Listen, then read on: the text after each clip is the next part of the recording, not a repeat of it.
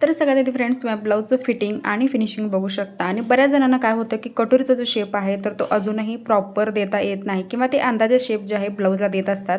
तर या ब्लाऊजचं फिटिंग तुम्ही बघू शकता। मुंड्यामध्ये कुठेही तुम्हाला झोळ वगैरे किंवा प्लेट्स वगैरे बघायला भेटणार नाहीत। तर आजच्या व्हिडिओमध्ये आपण या ब्लाऊजचं पूर्ण कटिंग जे आहे बघणार आहोत। सो व्हिडिओ जो आहे एकदम शेवटपर्यंत बघा।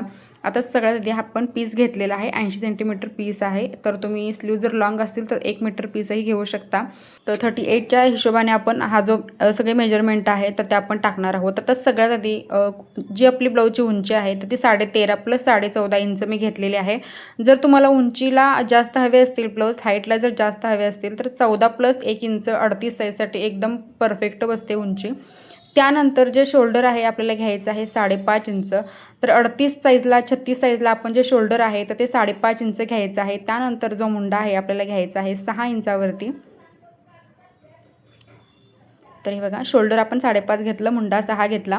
आता 38चा चौथा भाग आपल्याला घ्यायचा आहे 9.5 इंच। तर 9.5 इंचावरती आपण मार्किंग केलं। त्याच्यानंतर त्याच्यामध्ये 2 इंच मार्जिन आपण ॲड करून घ्यायचं आहे, शिलाई मार्जिन। आता जी कमर आहे 8 इंच घ्यायची आहे। 8 प्लस 2 इंच कमरेमध्ये सुद्धा आपण हे एक्स्ट्रा मार्जिन जे आहे तर ते घेणार आहोत। आणि दाखवल्याप्रमाणे छात्याने जी कमर आहे आपल्याला अशी क्रॉसमध्ये जोडून घ्यायची आहे। आता फ्रंट मुंड्याला जो शेप आहे आपल्याला द्यायचा आहे 1 इंचावरती। बॅक मुंड्याचा जो शेप आहे आपल्याला द्यायचा आहे 1.5 इंचावरती। आणि जो शेप आहे तितका मी तुम्हाला आधीही सांगितलेला आहे व्हिडिओमध्ये, जितका तुम्ही शेप जो आहे आतून द्याल तितकं जे फिटिंग आहे, फिनिशिंग आहे तर ते खूप छान बसेल। तर या पद्धतीने आपल्याला जो शेप आहे मुंड्याचा तर तो द्यायचा आहे। आता जी गळ्याची रुंदी आहे मी घेतलेली आहे 2.25 इंच। जर तुम्हाला शोल्डरची पट्टी थोडीशी लहान हवी असेल तर तुम्ही गळ्यारुंदी 2.5ही घेऊ शकता। त्यानंतर पुढचा जो गळा आहे तर तो मी घेतलेला आहे 6 इंचावरती। जर तुम्हाला डीप नेक घालायला आवडत असेल तर तुम्ही 6.5 किंवा 7 इंचसुद्धा फ्रंटला जो नेक आहे तर तो घेऊ शकता। त्यानंतर क्रॉसपट्टी जी आहे मी 2.5 आणि 2 इंच घेतलेली आहे। जर तुमचं छातीचं पोर्शन हेवी असेल तर जास्त क्रॉसपट्टी जी आहे मोठी घेऊ नका, थोडीशी लहानच घ्या। कारण काय होतं की मग छातीवरती ती क्रॉसपट्टी वर येते, त्यामुळे क्रॉसपट्टी कधीही लहान घेतलेली चांगली वाटते, चांगली दिसते।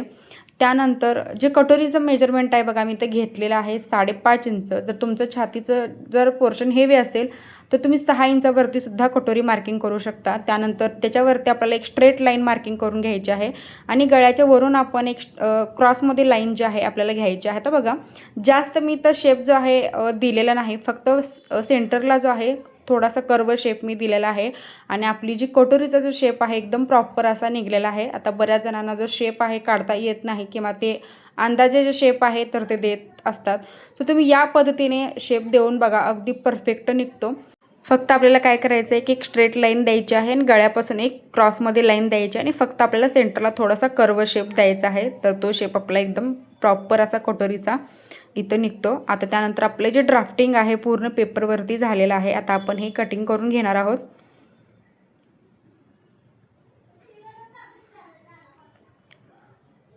आता फ्रंट आणि बॅक जे आहेत आपल्याला सेपरेट करून घ्यायचे आहेत।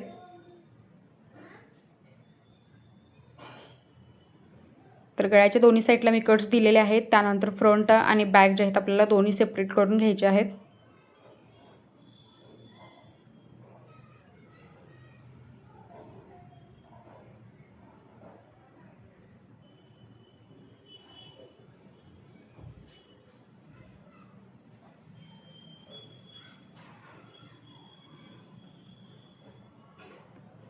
दाखवल्याप्रमाणे आपल्याला फ्रंट पार्टचे जे आहेत सगळे पार्ट इथं कट करून घ्यायचे आहेत। कटोरी जी आहे तर ती डायरेक्ट आपण अस्तरवरती वाढवून घेतलेली आहे, त्यामुळे आपल्याला एक्स्ट्रा पेपरवरती वाढवून ती घ्यायची नाही। डायरेक्ट आपण अस्तरवरती कशी वाढवायची जेणेकरून तुमची कटोरी आहे तर ती छान बसेल आणि चपटी वगैरे बसणार नाही, या हिशोबाने मी तुम्हाला सांगणार आहे की अस्तरवरती ठेवतानाच ते आपण कशी ठेवायची आहे, ज्याच्यामुळे एकदम परफेक्ट असा जो लुक आहे तर तो कटोरीला येईल। आता आपलं जे कटिंग आहे तर ते आपण पूर्ण करून घेतलेलं आहे इथं पेपरवरती। आता सगळ्यात आधी बघा, आपल्याला बॅक पार्ट जो आहे तर तो अस्तरवरती ठेवून घ्यायचा आहे।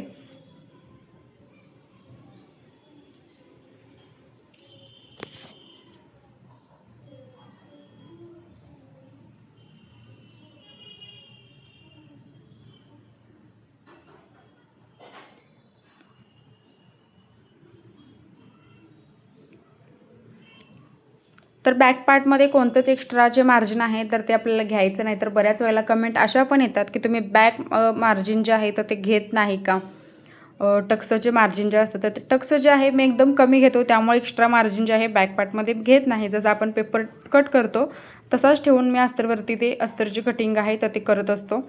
आता हे बघा, त्यानंतर आपला जो मुंड्याचा भाग आहे तर तोही आपण व्यवस्थित ठेवायचा आहे. मुंड्याचा सुद्धा भाग जो आहे आपल्याला क्रॉसमध्ये ठेवायचा नाही. बऱ्याच वेळेला काय होतं की कटिंग करत्यावेळी जे काही नवीन शिकत असतात तर ते क्रॉसमध्ये ठेवतात आणि त्याच्यामुळे प्लेट्स येतात, चुने येतात किंवा जो मुंड्याचा भाग आहे तर तो फुगल्यासारखा दिसतो.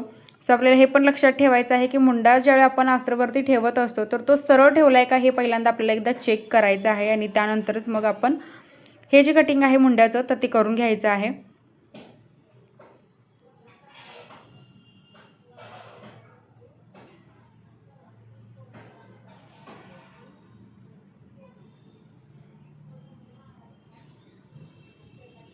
आता कटोरी बघा आपल्याला कशी ठेवायची आहे. तर नेहमी कटोरी जी आहे आपल्याला अस्तरवरती ती क्रॉसमध्ये ठेवायची आहे, क्रॉस कपड्यावरती ठेवायची आहे आणि त्यानंतर पहिल्यांदा आहे तसं हे मार्किंग करून घ्यायचं आणि त्यानंतर त्याच्या दोन्ही साईडला आपल्याला 1.5 इंच एक्स्ट्रा वाढवून घ्यायचं आहे.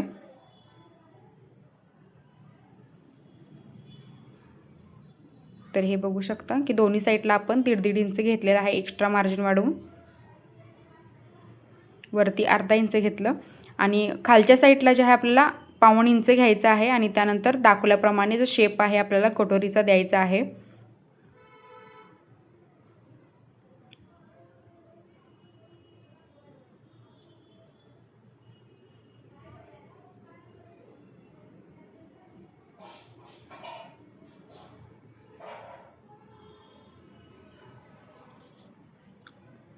त्यानंतर बघा क्रॉसपट्टीमध्ये सुद्धा आपल्याला एक्स्ट्रा मार्जिन जे आहे तर ते वरच्या साईडला वाढवावं लागतं. शिलाई मार्जिन जे आहे तर ते वाढवावं लागतं. तर बऱ्याच वेळेला काय होतं की आपण क्रॉसपट्टीमध्ये जे एक्स्ट्रा मार्जिन आहे तर ते वाढवत नाही आणि त्यामुळे काय होतं क्रॉसपट्टी एकदम लहान दिसते किंवा फ्रंट पार्ट जो आहे तो कमी झाल्यासारखा दिसतो.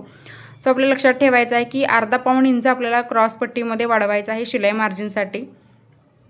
आता आपले सगळे जे पार्ट आहेत आपण कट करून घेतलेले आहेत. आता स्लीव्ज जे आहे मी आधी इथं कट करून ठेवली होती, सो इथं स्लीव्ज मी ती कट करत आहे.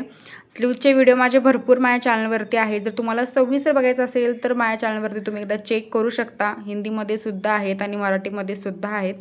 सो तुम्ही परफेक्ट स्लीव्जचा जो शेप आहे तो कसा काढायचा त्याच्यामध्ये मी तुम्हाला एकदम सविस्तर माहिती सांगितलेली आहे. आता आपलं अस्तरवरचं जे कटिंग आहे पूर्ण आपण करून घेतलेलं आहे. त्यानंतर आपलं जे मेन कापडावरती कटिंग आहे तर ते आपल्याला करून घ्यायचं आहे. आता मेन आपलं जे कापड आहे तर त्याच्यावरती आपण एक्स्ट्रा काहीच मार्जिन जे आहे तर ते घ्यायचं नाही.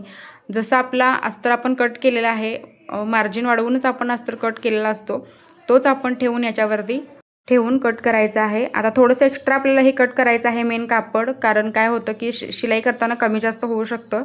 सो शिलाई आपल्याला सोपी जाईल इतकं एक्स्ट्रा कापड ठेवून आपण कटिंग करून घ्यायचं आहे. सगळे आहे तसे आपल्याला पार्ट जे आहेत तर ते काढून घ्यायचे आहेत आणि हा जो पीस आहे तर तो बघू शकता 80 सेंटीमीटरचा होता. स्लीव्ज लॉंग होत्या त्यामुळे आपल्याला कटोरीला जे आहे तर ते जोड लावावा लागलेला आहे. तर व्हिडिओमध्ये तुम्हाला दिसलं नसेल कदाचित, पण या ब्लाऊजला आपण कटोरीला जो आहे जोड आला होता सो आपण तो लावून घेतलेला आहे. इथं बघू शकता कटोरी जी आहे या पिसामध्ये बसली नव्हती. सो तुम्ही जर 38 साईजचा ब्लाऊज शिवत असाल, 8.5-9 इंचाची जर स्लीव्ज असतील तर तुम्ही काय करायचं आहे 1 मीटरच पीस जो आहे तर तो घ्यायचा आहे. त्याच्यामध्ये अगदी ब्लाऊज जो आहे व्यवस्थित बसतो. सो फ्रेंड्स, आजचा व्हिडिओ कसा वाटला हे कमेंटमध्ये नक्कीच सांगा आणि काय डाऊट असतील तर तेही तुम्ही मला कमेंटमध्ये विचारू शकता. नेक्स्ट व्हिडिओ तुम्हाला कोणता बघायचा आहे तेही मला कमेंट करून सांगा. चॅनलवरती जर तुम्ही नवीन असाल तर सबस्क्राईब नक्की करा, सोबत बेल आयकॉनलाही प्रेस करा जेणेकरून जो व्हिडिओ मी अपलोड करेल त्याची नोटिफिकेशन सगळ्यात तुमच्याकडे येईल. आणि व्हिडिओ शेवटपर्यंत बघितल्याबद्दल अगदी मनापासून धन्यवाद.